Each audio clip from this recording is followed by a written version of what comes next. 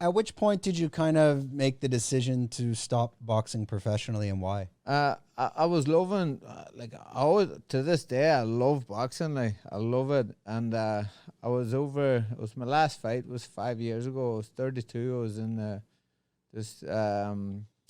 Sydney. I was fighting over there. I was fighting a guy called Craig Park. I think he represented Sydney in the Olympics or something. And same thing, it's like the home fighter. But it was St. Patrick's Day. And there was a big crowd there for me.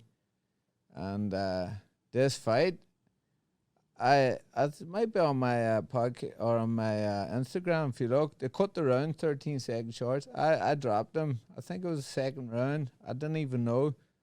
And he was still on wobbly legs. And then ding ding, they go, oh, there's a problem here with the timer. It's like 13 seconds left. That's how corrupt boxing is. Mm-hmm.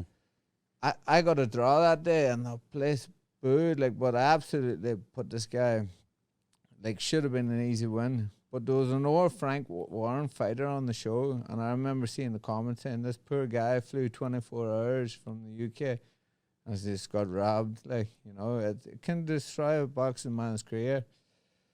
Like, there was no, like, excuse on the day before.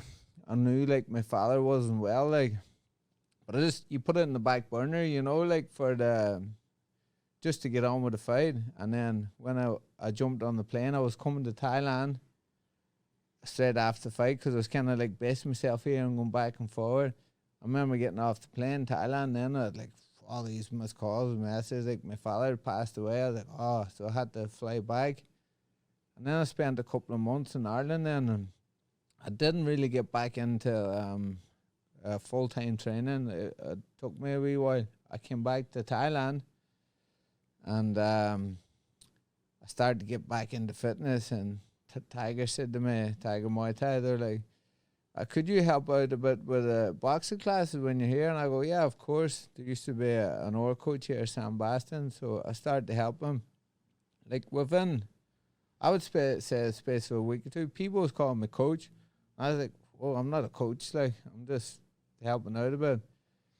And it went on from there. What year was that around when this was starting? This was 5 years ago when I last fought. So what year? You live here so long, I don't know. You forget even what year it is now. 2018, is it? Okay. Something like that. And anyways, this went on from there. I wasn't a coach. In my head, I wasn't a coach. Even though I done a bit of like PTs and boot camps for money, but fighting was always in my head. I didn't want to be a coach.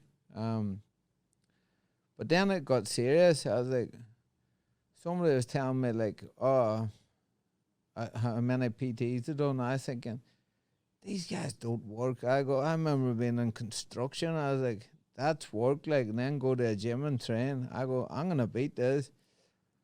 I think it was like 37 PTs I'd done in 1 week. It's still the record in Tiger. It was meant to be 38 and somebody pulled out on me.